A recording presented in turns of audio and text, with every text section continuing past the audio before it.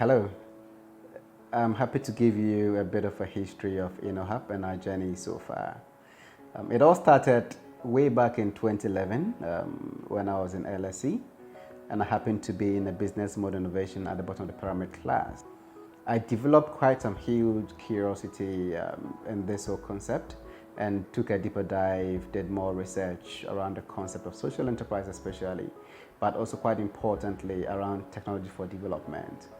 And doing this research, I saw so many examples of how businesses were really driving towards the SDGs.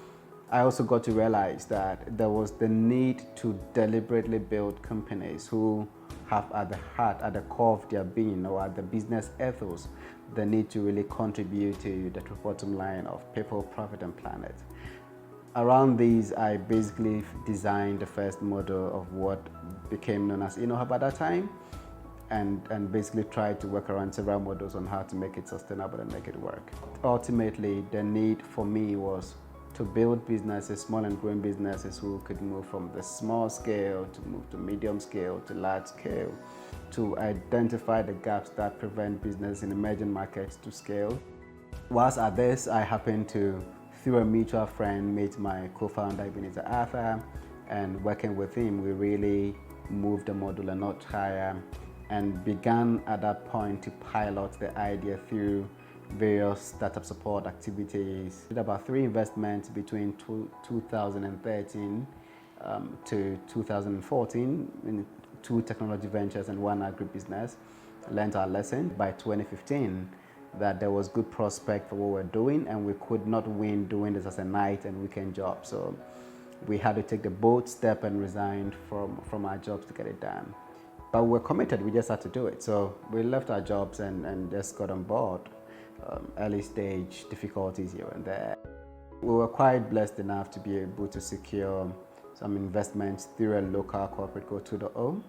And then with their support, we launched our first accelerator program in 2016, where we admitted 10 ventures onto the program. And the whole idea was to support them through the accelerator program to scale, invest in them as early or first investors, and match them to funding sources for follow-on investments.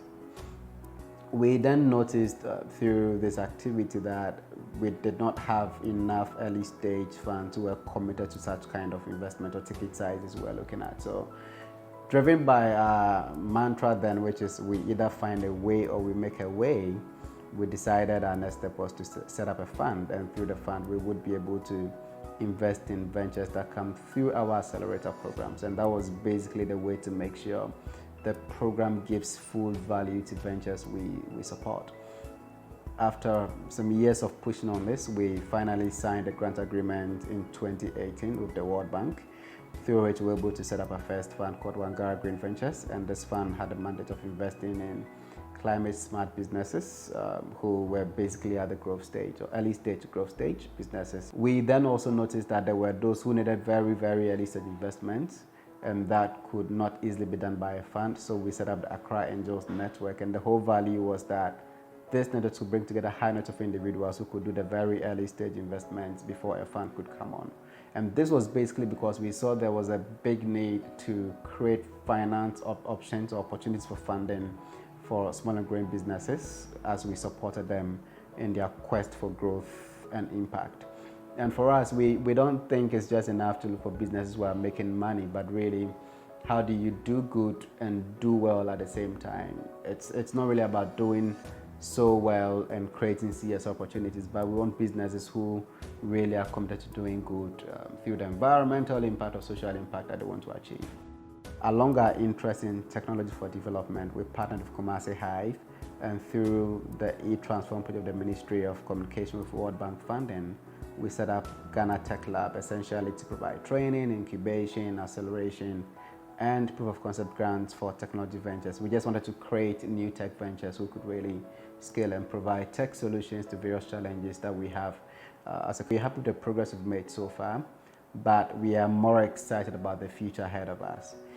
InnoHub is where it is because of the kind of people we've had in our corner. And the first set of people really is the team. I am blessed to have had the opportunity to put together one of the best and finest teams any entrepreneur would ever look for. And really, I can't ask for more. And I want to say thank you to the team for the level of commitment, the sacrifices they've shown so far. There's endless times where we've been here nights. A few times we've spent overnight in the office and people stayed through. And I've seen deep commitment and deep passion to make this work, and I'm very grateful to this team. We're also able to launch our first accelerator due to the support we received from the investors 2.0, and this was made up of a group of young people who believed in what we're doing. So there's the Nase, Frifa, Ketua, Gideon, Edwina, and Bless, and we are grateful for believing that there was the need for such a thing to happen in Ghana and investing in the first edition of that. We've had amazing partners and program sponsors with whose support we've been able to run accelerator programs and other enterprise support initiatives in Ghana, as well as one project in Liberia recently. We're very much grateful to all of these program partners and sponsors, and we say we've come this far because of you. We're looking forward to working more with you in the coming years as we all create shared value for entrepreneurs in Ghana. We also have had a good support from Dr. Joyce Ayi, the board chair at UNOHAB Foundation, and board members, as well as the steering committee members for the Ghana Climate Venture Facility project. They have spent a lot of time giving us sound counsel, and we are very much grateful for all of that. We have a great community of mentors, coaches, partners who in diverse ways give us good counsel and also provide support to the entrepreneurs we work with. And we are grateful to all of these people for being a part of our journey and our success story. This is just a starting point. We believe that there are greater heights to conquer. There are much more we can achieve as UNOHAB, even as we seek to really dare out there to make a big difference to become Africa's world-class business accelerator. We want to make sure that when we're talking about the success stories of the next generation of businesses, UNOHAB's DNA should be on most of these businesses as they scale and see growth, and they're able to yield great impact that they seek to. When investors are looking for places to put their funding, we want to be the place they would come to for the right kind of businesses to put their funding in. We are in for the long haul. We understand that business growth is not a walk in the park, and we're very much committed to put our hands to this and make it work. In the next 5 years, we want to see so many success stories coming out of the UNOHAB business network. We want to see great visions coming to life because of our support. We want to see businesses turned around. And we want to create champions who can face the world of the business and provide solutions on the global scale.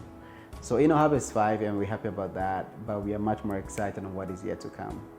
Thank you for being a part of us, and let's keep doing this together. God bless.